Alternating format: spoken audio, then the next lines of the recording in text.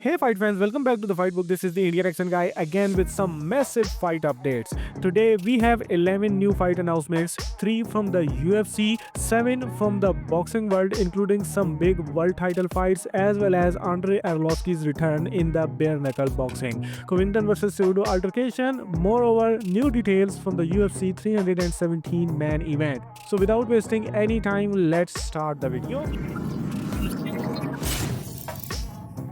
Let's start it from Bilal Muhammad getting some hate from UFC fighters after losing his belt to Jack Della Maddalena at UFC 315. First of all, Khamzat Chimaev went off on fake Bilal Muhammad following his loss at 315. He says he called me Muslim brother, then he goes saying he wants to beat me, so why should I be nice to him? Robert Whittaker also says Bilal had said that he is not leaving Montreal without that belt. Does that mean he lives in Montreal now? Anyway, Robert Whittaker says that he expected more takedowns from Bilal against JDM. If he would have tried the takedowns early in the fight, he may have won the fight. Anyway, Bilal is still in good spirits as you can see in his latest Instagram post. Finally, Bilal Muhammad is getting some respect from the UFC fans, which he never got in any of his UFC win. Anyway, we also have update from the next title challenger at UFC welterweight division, Shavkat Rahmanov. His coach Edward Barzov says that Shavkat had a knee surgery and he needs 2 to 3 months for rehabilitation and then we will come back. He also mentions that he would like Shavkat to return between September to December, which means this is a perfect timeline for Shavkat Rahmanov to return in a title fight against the winner of Islam vs JDM when he is completely and 100% healthy. Jose Aldo, who also fought on the same card, also shares his final remarks confirming his retirement. And from the same card, Bruno Silva gives an update on his health and he says he is good but he is going to take a break from fighting. Anyway, from UFC 315 broadcast, we learned that Vitor Belfort will be inducted into the UFC Hall of Fame and Robert Whittaker will be taking on Rainier de Ridder at UFC Abu Dhabi main event on July 6th. We already knew that this fight was in works, but now it is official. 2 more fights are also announced, but I don't think fans would love these matchups. First, Kiara Rodriguez will take on Kathleen Souza in a strawweight bout on August 2nd at UFC Vegas 108. At UFC Vegas 109 on August 9th, Julius Walker will take on Rafael Criquera in a light heavyweight bout. Both are currently winless in the UFC. Anyway, the light heavyweight champion Magomed Ankalaev revealed an interesting fact that he was approached by the UFC to headline international fight with UFC 317 against Alex Pereira in the rematch, but Alex Pereira didn't take that fight. Ariel Helwani also confirmed this in his show and he said that UFC reached out Alex Pereira to headline 317 card, but Alex wasn't available for that date. And Clive also gives himself a new nickname, Hackalayev, after Alex Pereira claimed that his account was hacked. Daniel Cormier, anyway, doesn't believe that Alex Pereira was hacked. Related to the UFC 317 headliner, Charles Oliveira says in his latest post via Instagram that he is ready with the pen in his hand to sign the contract. Anyway, Alexander Pantoja, who is rumored to fight in the co-main event of UFC 317 card, is not interested in moving up to fight at 135 pounds to be a double champion. He says why he would change division when it is possible for him to go into history without having to win both belts.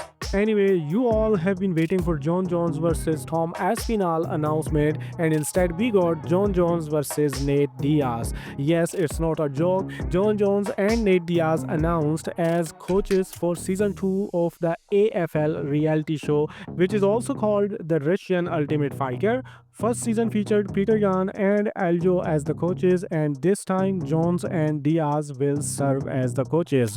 Related to this, Daniel Cormier revealed that he turned down an offer to coach against Jon Jones in that Russian MMA reality show.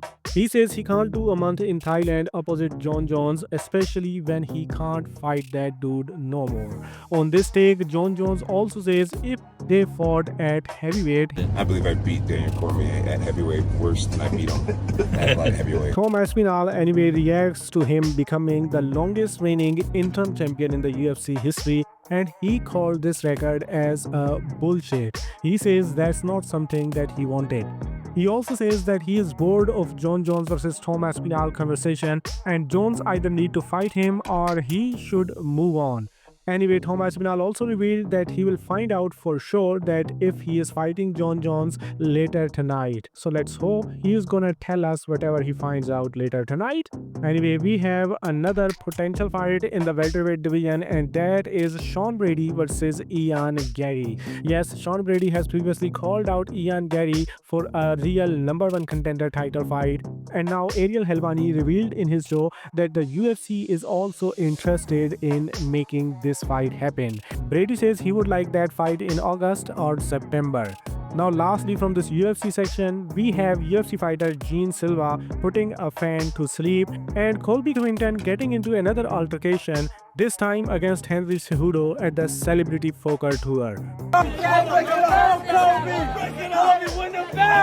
Now something outside of the UFC but still related to the UFC, former UFC heavyweight champion Andre Arlovski is leaving the gloves behind on June 21st in Texas, as he will be fighting Jeronimo dos Santos in BKFC on June 21st.